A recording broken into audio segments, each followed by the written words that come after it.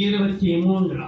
அது கர்த்தராலே ஆயிற்று, அது நம்முடைய கண்களுக்கு ஆச்சரியமாய் இருக்கு. அன்பின் தெய்வம்,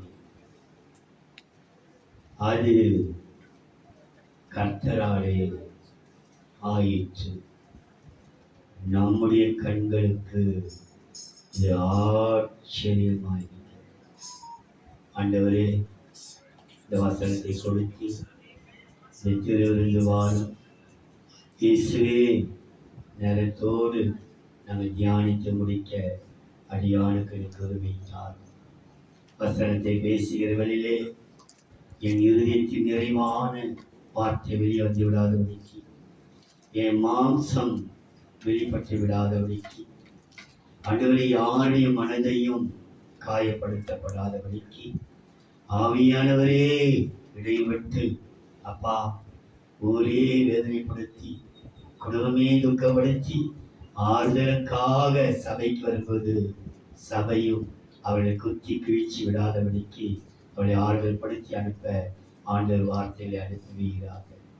சத்தியத்தை சத்தியமாய் பேசும் ஆவியானுடைய அனுகிரகம் எங்களுக்குள் இருக்கப்படி கர்த்தர் பலத்த கீழ் அனுப்புகிறார்கள். நீர் பேசும் எங்கள் இருதயம் கொழுந்து விட்டு எரியட்டும் ஐயா. ஒருவர் ஆகிலும் சத்தியத்தை கேட்க கூடாதபடிக்கு தூக்க, மயக்கம், நிர்விசாரம், யோசனை எல்லாவற்றையும் இயேசுவின் நாமத்திலே சபித்து சுட்டரிக்கிறேன். தெய்வீக உடனே கற்றுக் கொடுத்து ஆசீர்வதி பேசும் நாமத்தை மேம்படுத்திக் கொள்.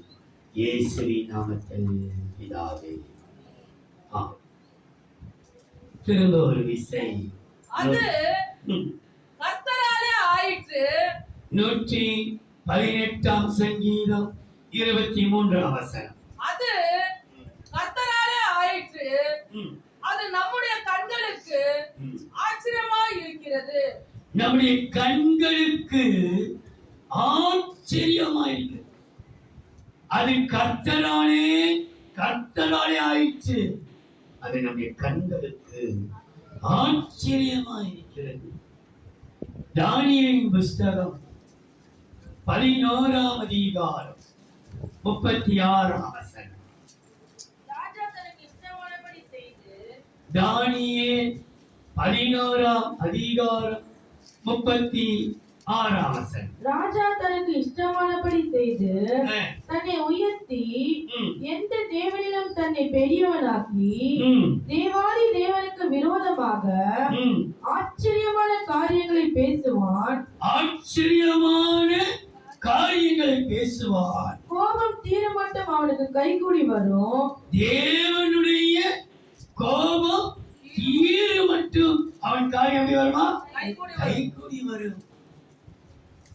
ஒரு சமயம் நமக்கு முன்பாக நம்முடைய தேவனை அனாவசியமாய் ஆண்டரை பற்றி பேசி நாங்க பாரு எப்படி இருக்கிறோம் பாரு தேவனை பேச பேச அவங்க காரியம் ஒரு சமயம் ஆச்சரியமா கைகூடி வரும். ஆனா எது வரைக்கும் தேவனுடைய கோபம் மூடுகிற வரைக்கும் அவங்க காரியம் ஆச்சரியமா நடக்கும். ஆனா தேவன் கோபம் கொள்வாரனால் அவங்களால எதிர்த்து நிற்க, அந்த ராஜா கூட இருக்கட்டும், அது நிற்கவே. நம்முடைய ராஜாவை குறித்து தானியேலின் புஸ்தகம் 12 அதிகாரம் 6 வசனம். சணல் வஸ்திரம் தரித்தவரும். தானியேல் 12:6. சணல் வஸ்திரம் தரித்தவரும் ஆற்றின் தண்ணீர்களின் மேல் நிற்கிறவருமாகிய புருஷனை ஒருவன் நோக்கி, இந்த ஆச்சரியமானவைகளின் முடிவு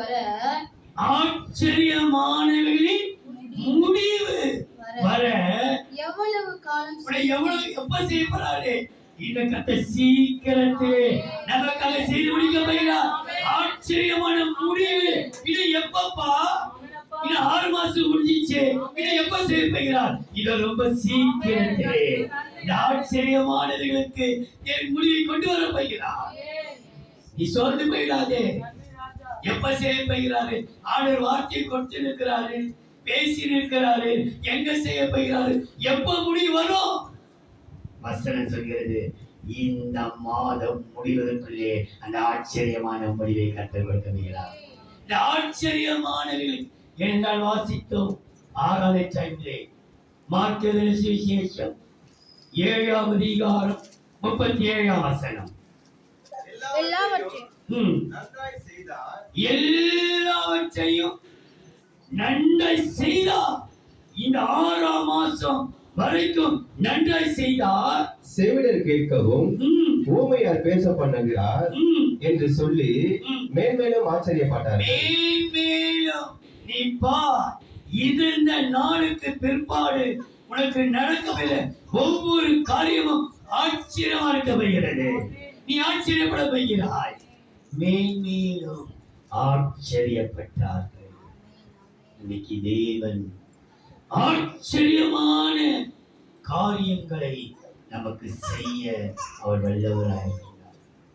அவருடைய ஆச்சரியத்தை குறித்து ஒரு 5 காரியத்தை நான் சொல்லி துரிதமாய் முடிக்கிறேன். இன்னைக்கு சண்டே ஸ்கூல் 10:30 உண்டு, திருவிருந்து உண்டு. கர்த்தர் கிருபை செய்வாராக. முதலாவது, தேவனுடைய அது கர்த்தராலே ஆயிற்று நம்முடைய கண்களுக்கு. எது நமக்கு கண்களுக்கு ஆச்சரியமா இருக்க போகிறது? நம்முடைய ஆலயம், நம்முடைய சரீரமாகிய ஆலயத்தை கர்த்தர் ஆச்சரியப்படுத்த போகிறார். நம்முடைய ஆலயத்தை ஆச்சரியப்படுத்த போகிறார். நம்முடைய சரீரமாகிய ஆலயம் அநேகருக்கு முன்பாக ஒரு ஆச்சரியமா இருக்க போகிறது. இந்த ஆலயத்தையும் கர்த்தர் ஆச்சரியப்படுகிற அளவுக்கு தேவன் நடத்த போகிறார். வாசித்து பாருங்கள். முதலாவது 2 நாளாகமம் 2ஆம் அதிகாரம் 9ஆம் வசனம். நான் கட்டப்போகிற ஆலயம் 2 நாளாகமம் 2ஆம் அதிகாரம் 9ஆம் வசனம். நான் கட்டப்போகிற ஆலயம் பெரிதும் ஆச்சரியப்படத்தக்கதுமாய் இருக்கும். ஆச்சரியப்படத்தக்கதாய் எது ஆச்சரியப்படத்தக்கதா இருக்கும்? ஆலயம். இனி இந்த சரீரமாகிய ஆலயம் எல்லாரும் ஆச்சரியப்படத்தக்க விதமாக நம்முடைய பரிசுத்த வாழ்க்கையை தேவனே நமக்கு கட்டளையிடுகிறார். நாளைக்கு கர்த்தர் கட்டி எழுப்ப போகிறார். எல்லா சீர்கேடுகளையும் கர்த்தர் குணமாக்க போகிறார். நான் கட்ட போகும் ஆலயம் ஆச்சரியமும் பெரிதும் ஆச்சரியமா இருக்கப்படுகிறது.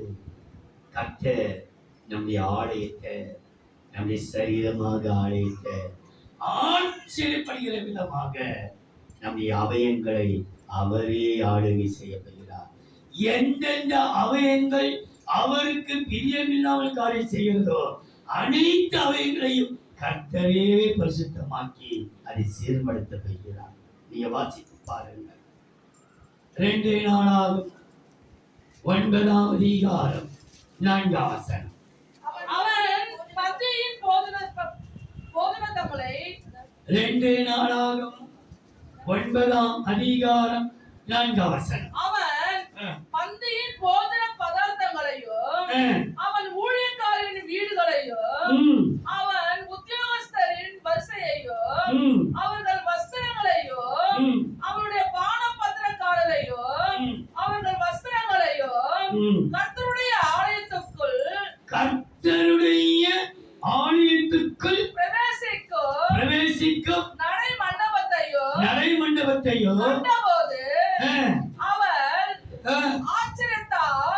ஆச்சரியத்தால் பிரமை கொண்டார். சேபாராஜேஸ்வரி சாலமோன் கட்டின கர்த்தருடைய ஆலயத்தின் நடை மண்டபம் இப்போது ஒரு சாதாரணமாக நம்முடைய பிரதம மந்திரியோ அல்லது முதல் மந்திரியோ அவர் நினைச்சபடி உடனே வெளியே போய்விட முடியாது. அவர் கிளம்புனா முன்னாடி ஒரு காருங்க போகணும், பின்னாடி இங்க கார் போகணும், ஒரு கூட்டம் போகணும், அவங்களுக்கு நடுவில் தான் இங்க போவாங்க. அவங்க ஈஸியாக போயிட முடியாது. அது போல சாலமோனுடைய நாட்களிலும் ஒரு ராஜா வெளியே புறப்பட்டு போறா, படை வீரர்கள் சூழ, ராணுவங்கள் சூழ புறப்பட்டு போவார்கள். இதெல்லாம் பார்த்தா இது நமக்கு செட் ஆகாது. எனக்கு துக்கம் வரும்போதெல்லாம், வேதனை வரும்போதெல்லாம் நான் கர்த்தருடைய ஆலயத்துக்கு போகணுமே, அது எப்படி போகணும்? அதனால யார் நம்ம கிளம்பும்போது யாரோட இருக்கணும், ராத்திரியோ பகல் எப்போ பண்ணாலும் அதுக்கென்று ஒரு நடை மண்டபத்தை கட்டினா யாருமே நான் இஷ்டத்துக்கு போகலாம், இஷ்டத்துக்கு வரலாம், என்னை யாரும் கேள்வி கேட்கக்கூடாது. ஆலயத்து போவதற்கு ஒரு நடை மண்டபத்தை கட்டினா அந்த நடை மண்டபத்துக்குள்ளே யாரும் பார்க்காத அளவுக்கு ஆலயத்துக்கு போவான் தேவனை. காரணம், இந்த நடை மண்டபத்துடைய ஆலயத்தின் காரியங்களை பார்க்கும் பொழுது எல்லாரும் ஆச்சரியப்பட்டு பிரமித்தார்கள். தேவ பிள்ளையே, நம்முடைய சரீரம் தேவனுடைய ஆலயம். இந்த ஆலயத்தை கெடுக்க நினைக்கிற ஜனங்களுக்கு முன்பாக நாம் கெடாமல் காக்க கர்த்தர் வல்லவராய். இந்த ஆலயம், இந்த சரீரம் தேவனுடைய ஆலயம். நீங்க வாசியுங்கள் 2 நாளாகமும் 26ஆம் அதிகாரம் 15ஆம் வசனம். மேலும் அலங்கார கோடிகள் மேலும் 2 நாளாகமும் 26ஆம் அதிகாரம் 15ஆம் வசனம். கோபுரங்களின் மேலும் அலங்கார கோடிகளின் மேலும் நின்று அம்புகளையும் பெரிய கற்களையும் பிரயோகிக்கிறதுக்கு நிபுணரான தொழிலாளிகள் கற்பித்த யந்திரங்களையும் அவன் எருசலேமிலே உண்டாக்கினான். அப்படியே அவன் கீர்த்தி வெகு தூரம் பரம்பிற்று. அவன் கீர்த்தி எருசலேமிலே அவன் கீர்த்தி வெகு தூரம் பரம்பிற்று. அவன் பலப்படும் மட்டும் ஆச்சரியமாய் அவனுக்கு 100 அனுகூலமாயிற்று. ஆச்சரியமாய் அவனுக்கு எல்லாமே அனுகூலமாயிற்று. நீ கர்த்தரை தேட தேட, கர்த்தரை நீ தொழில் கொள்ள யாரும் பார்க்கலையோ உனக்கோ கர்த்தருக்குள்ள ஒரு நடை மண்டபம் உண்டு. உனக்கு அவருக்கோ எந்த இடையூறு வரக்கூடாது, எந்த சேவகன் வரக்கூடாது, எந்த தளபதி வரக்கூடாது, எந்த அமைச்சர் வரக்கூடாது, ராஜா போறாரு நம்ம பின்னாடி போறது யாரும் வர வேண்டிய அவசியம் இல்லை. உங்களுக்கும் எனக்கும் தேவனுடைய ஆலயத்துக்கு நடை மண்டபம் இருக்க வேண்டும். ஆகையினாலே அதை நடை மண்டபத்தில் பிரவேசிக்கும் போது நம்முடைய காரியம் எல்லாம் அனுகூலமாக ஆச்சரியப்படுகிற அளவுக்கு அனுகூலமாயிற்று. அது மாத்திரமல்ல, அதே 2 நாளாகமும் 5ஆம் அதிகாரம் 13-14. 2 நாளாகமும் 5ஆம் அதிகாரம் 13-14. ஏக சத்தமாய் கர்த்தரை துதித்து சோத்திரித்து பாடினார்கள். ஆசாரியர் பரிசுத்த ஸ்தலத்திலிருந்து புறப்படுகையிலும் பாடகர் கூரைகள் தாளங்கள் கீத வாத்தியங்களுடைய சத்தத்தை தொனிக்க பண்ணி கர்த்தர் நல்லவர் அவர் கிருபை என்றும் உள்ளது என்று அவரை சோத்திரிக்கையிலும் கர்த்தருடைய வீடாகிய தேவாலய மேகத்தினால் நிறையப்பட்டது. தேவாலயம் மேகத்தால் நிரப்பப்பட்டது. அந்த மேகத்தின் நிமித்தம் ஆசாரியர்கள் ஊழியம் செய்து நிற்க கூடாமல் போயிற்று. கர்த்தருடைய மகிமை தேவனுடைய ஆலயத்தை நிரப்பிற்று. கர்த்தருடைய மகிமை உன்னை நிரப்ப போகிறது. கர்த்தர் மகிமைப்படுத்த போகிறார். மகிமையில் மகிமை அடைப்போகிறார்.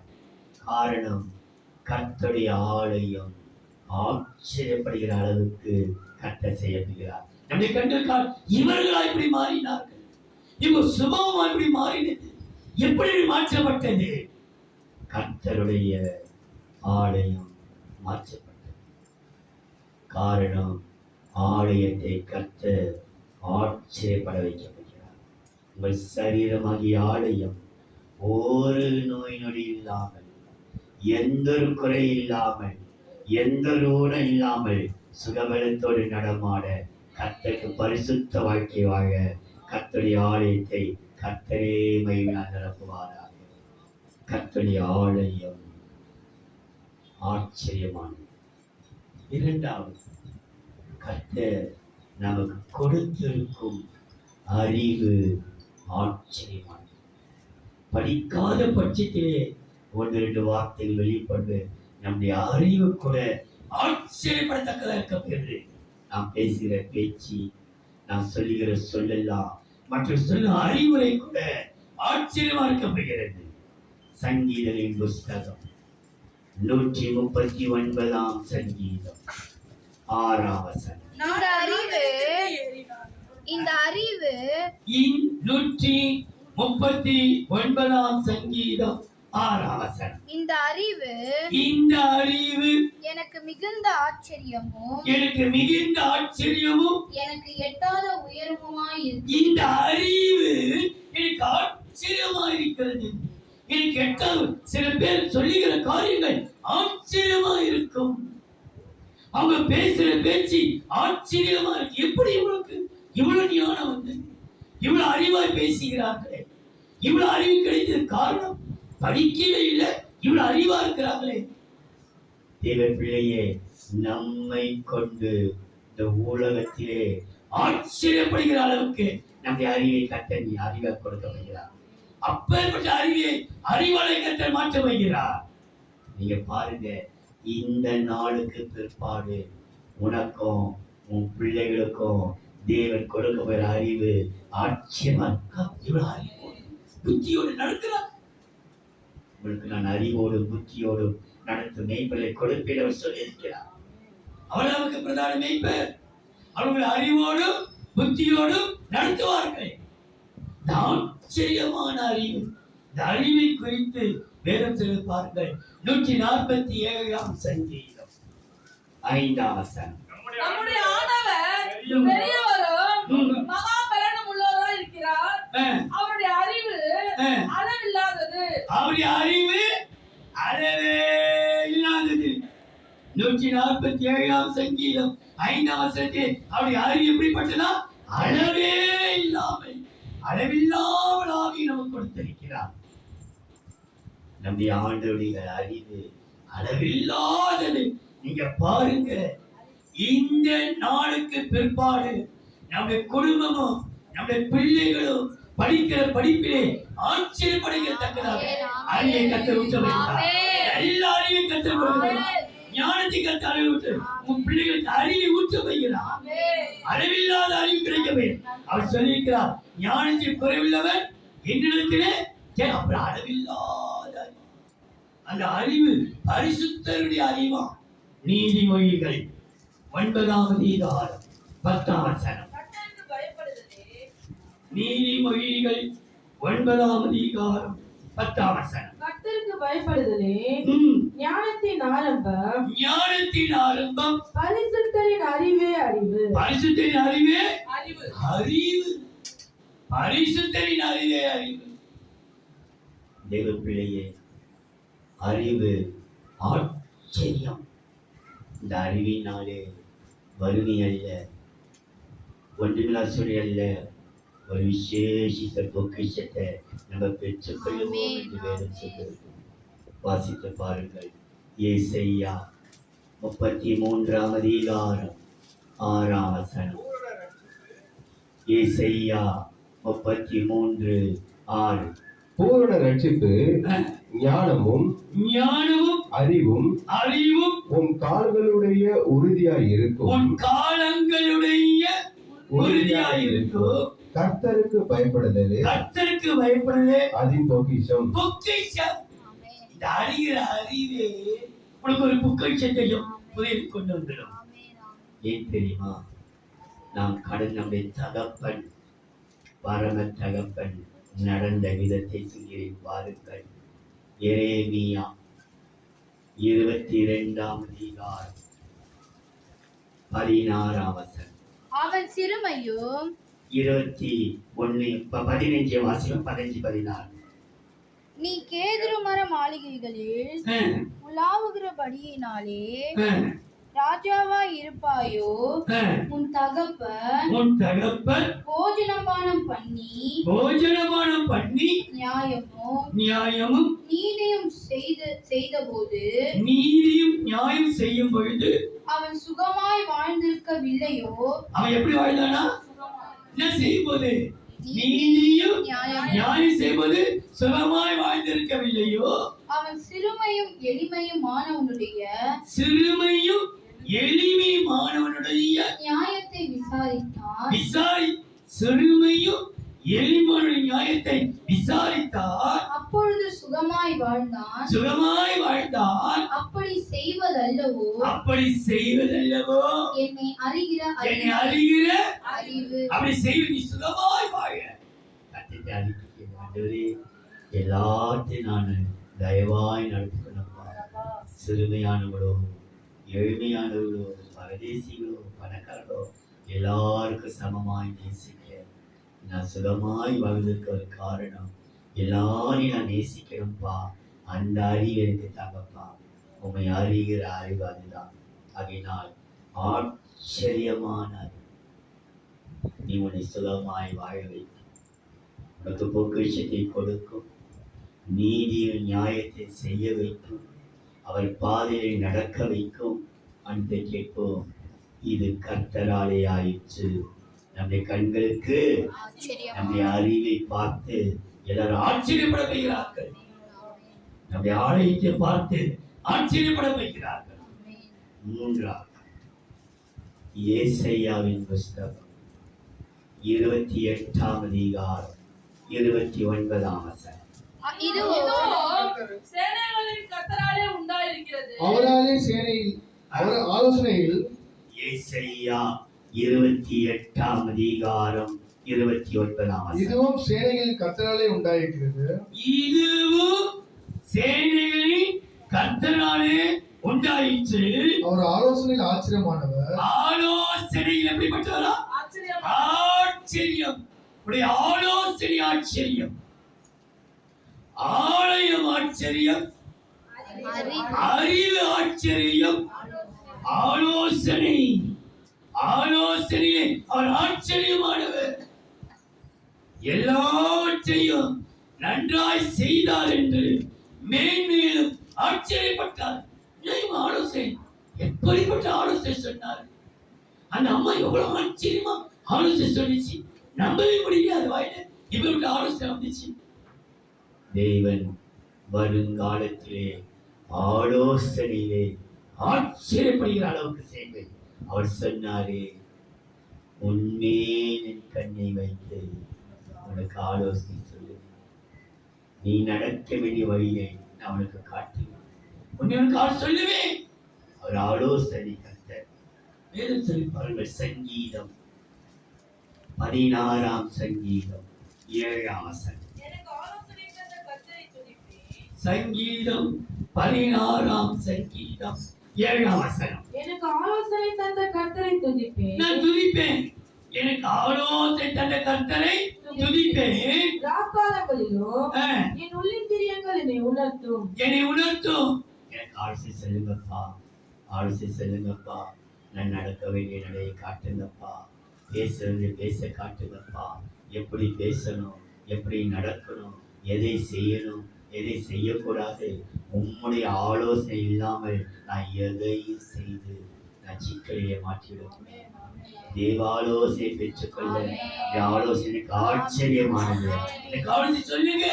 நீ சொன்னீரே, உன்மேல் கண்ணை வைத்து உனக்கு ஆலோசனை சொல்லுவேன். நீ நடக்கிற வழி உனக்கு காட்ட சொன்னீரே. எனக்கு ஆலோசனை சொல்லுங்கப்பா. ஆலோசனை தந்த கர்த்தரை நான் துதிப்பேன். 20ஆம் சங்கீதம் 4ஆம் வசனம். 20ஆம் சங்கீதம் 4ஆம் வசனம். அவர் உமது மன விருப்பத்தின்படி உமக்கு தந்தபடி உமது ஆலோசனைகள் எல்லாம் நிறைவேற்றுவாராக. ஒரு ஆலோசனை, ஆண்டவரே நான் இதை செய்ய போறேன்ப்பா, இதை செய்ய ஆசைப்படுறேன்ப்பா, இதை கொடுக்க போறேன்ப்பா. அசே உங்களுடைய ஆலோசனை எல்லாம் நிறைவேற்றுவாராக, நிறைவேற்றுவாராக. நாம் கேட்கிற ஆலோசனை அவர் நிறைவேற்றுவார். நான் செய்யலாமா இந்த காரியத்தை, நான் செய்ய போறேன்பா, நான் கொடுக்க போறேன்பா, நடத்த போறேன்பா, எனக்கு கிருபை தாங்கப்பா. அப்படி வந்து கேட்கும்போது நம்முடைய ஆலோசனை எல்லாம் அவர் நிறைவேற்று. நம்முடைய தேவன் நம்முடைய விருப்பத்துக்கு மாறாக எதையும் அவர் செய்ய மாட்டார். ஒரு சமயம் நம்ம விரும்பினது தூரமா இருக்க கிடைக்காத அளவுக்கு, ஆனா சீக்கிரம் நமக்கு செய்யவில்லை, அவர் செய்ய வல்லவராய் இருக்கிறார். சோர்ந்து போக வேண்டாம். உமது மன விருப்பத்தின்படி உங்களுக்கு தந்தருளி உமது ஆலோசனை எல்லாம் அப்ப நம்ம சொல்றோம், அப்பா எனக்கு இது ஆசையா இருக்கு, இதை நான் செய்ய போறேன், இதை கொடுக்க போறேன், இதை பார்க்க போறேன், இதை பேச போறேன் அப்படி சொல்லும்போது அந்த ஆலோசனையை நிறைவேற்றுவார். 78ஆம் சங்கீதம் 24ஆம் வசனம். அவர்களுக்கு ஆதாரமாக வசிக்க பண்ணி 73ஆம் சங்கீதம் 73:24. உம்முடைய ஆலோசனையின்படி என்னை நடத்தி முடிவிலே என்னை மகிமையில் ஏற்றுக்கொள்வீர். முடிவிலே கொண்டு சேர்க்கிறார். மகிமையிலே உமது ஆலோசனையின்படி என்னை நடத்தி முடிவு எப்படியா இருக்குமோ ஆண்டவர் கைவிட்டுட்டாரு, அவ்வளவுதான், விட்டுட்டார், சொல்ல விட மாட்டார். முடிவு மகிமையா. இவ்வளவு காலம் நம்ம நடத்தி வந்த கர்த்தர் அப்படியே விட்டுடுவாரா? அவமானப்பட, மற்ற பார்த்து சிரிக்க, கேலிக்கிண்டல் செய்ய, நம்முடைய சபையை பார்த்து எல்லாரும் கேவலப்படுத்த விட்டு விடுவாரா? ஒரு சமயம் இப்படி அப்படி நடந்த நடக்கி நிமித்தம் அவர் பேசுவதற்கும் அவர்கள் கல்லடி அடிப்பதற்கோ அவர் அனுமதித்திருக்கலாம். நம்ம பாடுகள் வழியை பரிசுத்தப்படுத்துவதற்கு அவர் அனுமதிச்சிருக்கலாம். ஆனால் நம் முடிவு தேவன் மகிமையிலே கொண்டு உமது ஆலோசனைபடி இருக்கின்றது. இந்த ஆலோசனை பற்றி இன்னும் ஒரு வசனத்தை பாருங்கள். நீதிமொழிகள் 24:6. நீதிமொழிகள் 24:6. நல்யோசனை செய்து யுத்தம் பண்ணு, நல்ல யோசனை பண்ணி யுத்தம் பண்ணு, ஆலோசனைக்காரர் அநேகரால் ஜெயம் கிடைக்கும். ஆலோசனைக்காரரால் அநேகருக்கு ஜெயம் கிடைக்கும். நம்ம தோற்க பிறக்கல, திரும்ப சொல்றேன், ஜெபசபை பார்த்து சொல்கிறேன், நம்ம தோற்க பிறந்தவர் அல்லவே அல்ல, நம்ம ஜெயிக்க பிறந்தவர்கள். ஜெயித்து வாழ்ந்து காட்டுவோம். ஜெயங்களுடைய கர்த்தர் நம்மோடு இருக்கிறார். இஸ்ரவேல் ஜெயபலமானவர், பொய் சொல்வதும் இல்லை, தாம் சொன்னதை பற்றி மனம் மாறுவதும் இல்லை.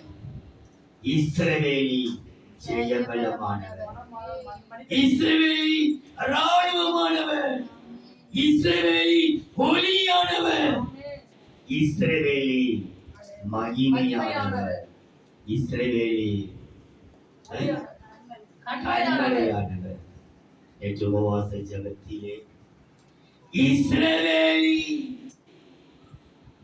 கண்மலையானவர், இஸ்ரவேலி ஜெயபலமானவர், இஸ்ரவேலி ராணுவமானவர், இஸ்ரவேலி ஒளியானவர், இஸ்ரவேலி மகிமையானவர் நமக்காக செய்யப்படுகிறது என்று தியானித்தோம். ஆகையால் அது ஜெயபலமானவர் நமக்கு ஜெயம் கொடுக்க வரைக்கும் நமக்கு விலகவே மாட்டார். முடிவு வரை நம்மை கொண்டு பரலோகம் போகிற வரைக்கும் நம்மை ஜெயமாய் நடத்துகின்ற காரணம் அவருடைய ஆலோசனை ஆச்சரியமா.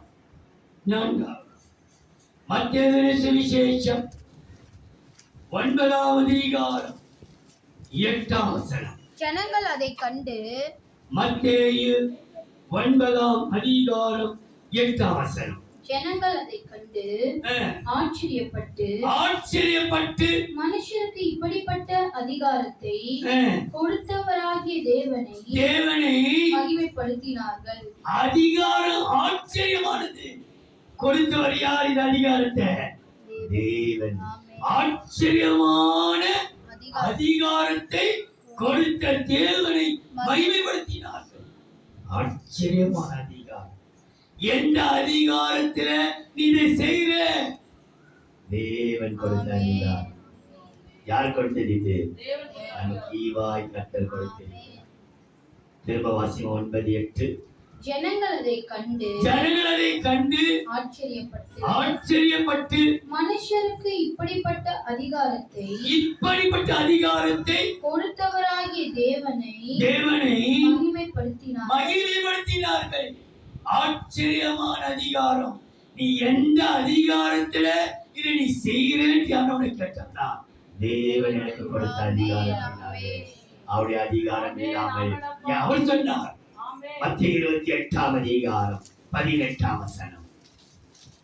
அப்போது இயேசு சமீபத்தில் வந்து மத்தேயு 28ஆம் அதிகாரம் 18ஆம் வசனம். அப்போது இயேசு சமீபத்தில் வந்து அவர்களை நோக்கி, வானத்திலும் பூமியிலும் சகல அதிகாரம் எனக்கு கொடுக்கப்பட்டிருக்கிறது. ஆகையால் நீங்கள் புறப்பட்டு போய், நான் உங்களுக்கு கொடுக்கல, எனக்கு சகல அதிகாரமும் வானத்திற்கும் பூமிக்கும் அது எனக்கு கொடுக்கப்பட்டிருக்கிறது.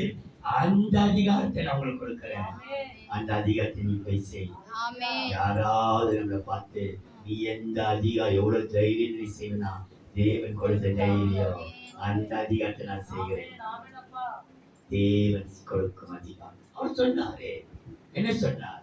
இந்த அதிகாரம் உன்னை சேதப்படுத்த மாட்டார். யாருடைய சேதப்படுத்த? அதை சேதப்படுத்த மாட்டாது. லூக்கா சுவிசேஷம் 10ஆம் அதிகாரம் 19ஆம் வசனம்.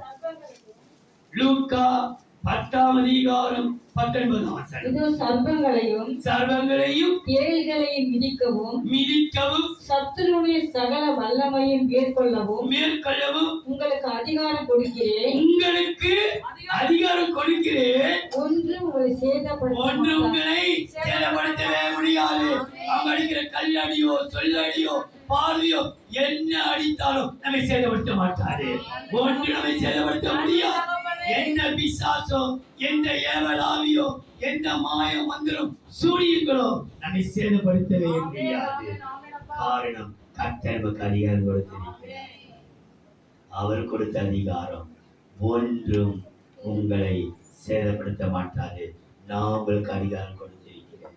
அவர் கொடுத்த அதிகாரம் மார்க்கு சுவிசேஷம் 1ஆம் அதிகாரம் 27ஆம் வசனம். மார்க்கு 1:27. எல்லாரும் ஆச்சரியப்பட்டு இது என்ன? இந்த புதிய உபதேசம் எப்படிப்பட்டது? இவர் அதிகாரத்தோட அசுத்த ஆவிகளுக்கு கட்டளையிடுகிறார். அவைகள் இவருக்கு கீழ்ப்படுகிறது என்று தங்களுக்குள்ளே ஒருவரோடு ஒருவர் சொல்லிக் கொண்டார்கள். அது முதல் அவருடைய கீர்த்தி கலிலேயா நாடெங்கும் பிரசித்தமாயிற்று. ஆச்சரியப்படுகிற அளவுக்கு அவருடைய அதிகாரம் அசுத்த ஆவிகளும் கீழ்ப்படிந்து ஆச்சரியப்பட்டார்கள். இந்த புதிய உபதேசம் எப்படிப்பட்டது? தேவ பிள்ளைகளே, இது கர்த்தரே ஆயிற்று. நம்முடைய கண்களுக்கு ஆச்சரியமாயிருக்கிறது. ஆலயம் ஆச்சரியமாயிருக்கிறது. அறிவு ஆச்சரியமாயிருக்கிறது. ஆலோசனை ஆச்சரியமாயிருக்கிறது. அதிகாரம் ஆச்சரியமாயிருக்கிறது. அவருடைய அதிசயமும் ஆச்சரியமா இருக்கிறது. கர்த்தர் நமக்கு செய்ய போகிற ஒவ்வொரு கேட்கிற எல்லாருக்கும் கர்த்தர் செய்ய போகிற அதிசயமும் ஆச்சரியமா இருக்கு. அது இன்றைக்கு கர்த்தருக்கு செய்ய போகிறார். இன்றைக்கு அதிசயத்தை பார்த்து கர்த்தருக்கு அதிசயம் போகிறார். கடைசியா லூக்கா சுவிசேஷம் 5ஆம் அதிகாரம் 26ஆம் எல்லாரும் ஆச்சரியம் வந்த ஒவ்வொருவருக்கும் அதிசயம் கர்த்தர் செய்ய போகிறார். அதிசயம் கர்த்தர் செய்ய போகிறார். லூக்கா 5:26. அதனாலே எல்லாரும் ஆச்சரியப்பட்டு தேவனை மகிமைப்படுத்தினார்கள். அல்லாமலும் அவர்கள் பயம் நிறைந்தவர்களாகி அதிசயமான காரியங்களை இன்று கண்டோம் அல்லவா? நீங்க கர்த்தரை காணிக்கிறார். ஆனால் அதிசயங்களை கர்த்தர் காணிக்க வைக்கிறார். காணிக்க கர்த்தர் செய்ய வைக்கிறார். நடக்காது சொல்கிறார். நடத்தி காட்ட வைக்கிறார்.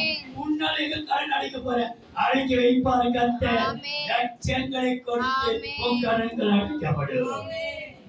அதிசயமான காரியங்களை இன்று கண்டோம் அல்லவா?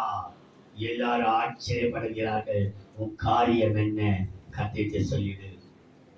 எல்லாரும் ஆச்சரியம். இது எப்படி ஆயிற்று? கர்த்தரால் ஆயிற்று. அது நம்முடைய கண்களுக்கு எப்படி கடனிட்டு நம்ம இவ்வளவு நகை வாங்கி போட்டு கடனாங்க எல்லா கடன் அடிச்சிட்ட நிம்மதியா இருக்கிற ஒரு கடன் இல்ல. கடன் கொடுத்தவங்க வாய் கொடுத்தாங்க எல்லாத்தையும் கொடுக்கத்தக்கதா தேவன் பிள்ளையே. வியாதி மாறிச்சா? இவ்வளவு வியாதி இருந்துச்சு எல்லாம் மாறிடுச்சு. சுகர் இருந்துச்சு எல்லாம் போயிடுச்சு. நீ பரதேசம் சுத்திட்டிய இப்ப இப்படி இருக்கிறிய எல்லாம் கர்த்தர் ஆயிடுச்சு. இன்று எல்லாரும் ஆச்சரியப்பட்டு அதிசயமான காரியங்களை இன்று கண்டோம் அல்லவா? இன்னைக்கு கட்ட காண வைக்கிறார். நீ நம்பினால் அதிசயம் நடக்கும். நம்பிக்கை புறப்பட்டு போ. எங்க நடக்க போது நினைச்சினா உனக்கு நடக்காது. நடக்கும், நடத்துவார். எருசலேம் நகரத்தார் ஆச்சரியப்பட்டார்கள் தேவன் செய்த அதிசயத்தை. எருசலேம் நகரத்தார் ஆச்சரியப்பட்டார்கள். அவர் செய்த அதிசயத்தை கண்டு ஆசாரியர்களும் வேதப்படும் பொறாமை கொண்டார்கள். மத்திய சுவிசேஷம் 21ஆம் அதிகாரம் 10ஆம் வசனம் 15ஆம் வசனம். அவர் எருசலேமுக்குள்ளே பிரவேசிக்கையில் மத்தேயு 21ஆம் அதிகாரம் 10ஆம் வசனம் 15ஆம் வசனம். அவர் எருசலேமுக்குள் பிரவேசிக்கையில் நகரத்தார் யாவரும் ஆச்சரியப்பட்டு இவர் யார் என்று விசாரித்தார்கள். 15. அவர் செய்த அதிசயங்களையும் நமக்காக அவர் அதிசயங்களை செய்ய அவர் அதிசயமானவர். இந்த அதிசயத்துக்காகவே நம்மை கொண்டு வந்திருக்கிறார். 2 கொரிந்தியர் 12ஆம் அதிகாரம் 12ஆம் வசனம். 2 கொரிந்தியர் 12ஆம் அதிகாரம் 12ஆம் வசனம். அப்போஸ்தலர்களுடைய அடையாளங்கள் எல்லாவிதமான பொறுமையோடும் அதிசயங்களோடும் அற்புதங்களோடும் வல்லமைகளோடும் தங்களுக்குள் நடப்பிக்கப்பட்ட உங்களுக்குள்ளே நடப்பிக்கப்பட்டதே. உங்களுக்குள்ளே நீ ஒரு அப்போஸ்தலன், நீ ஒரு அப்போஸ்தல ஸ்திரீ, நீ தேவனுடைய பிள்ளை என்றால் பொறுமை, அதிசயம், அற்புதம், வல்லமை எல்லாம் உனக்குள்ளே நடப்பிக்கப்படும். நீ யார் என்றால் நான் ஒரு அப்போஸ்தலன். அதுக்கு அடையாளம் நீ பொறுமையா இருக்கிறது, அதிசயத்தை பெற்றுக்கொள்வது, அற்புதத்தை பெற்றுக்கொள்வது, வல்லமையை பெற்றுக்கொள்வது, வல்லமை பெற்றுக்கொண்டு கர்த்தரை சாட்சி அளிக்கப்படுகிறார். காரணம் இது கர்த்தராலே ஆயிற்று. நம்முடைய கண்களுக்கு ஆச்சரியமாயிருக்கிறது. ஆலயம் ஆச்சரியமானது, அறிவு ஆச்சரியமானது, ஆலோசனை ஆச்சரியமானது, அதிகாரம் ஆச்சரியமானது, அதிசயம் ஆச்சரியமானது. அன்பின் தெய்வம் நன்றியோடு சொல்லியிருக்கிறோம். தேவரே, அடியான் கொடுத்த வெளிச்சத்தை ஆண்டவரே என் கண்களுக்கு கிடைத்ததை பிள்ளைகளுக்கு உபதேசித்திருக்கிறேன். ஆவியானவரே, இந்த வசனங்கள் இருதயத்தை விட்டு சிந்தை விட்டு போகாத அளவுக்கு இன்றைக்கே எங்களுக்கு ஒரு அதிசயத்தை செய்வார் என்று ஆச்சரிக்கிற அளவுக்கு நினைத்து கொண்டே போகட்டும். அதிசயங்கள் நடக்கட்டும், அற்புதங்கள் நடக்கட்டும், சாபங்கள் மாறட்டும், வறுமைகள் நீங்கட்டும். இது எங்கள் கண்களுக்கு ஆச்சரியமா இருக்கிறது. ஆட்சியர்கள் அளவுக்கு நீ கருவை செய்வீரா, ஆசீர்வதிப்பீரா, இயேசுவின் நாமத்தில் பிதாவே. சண்டே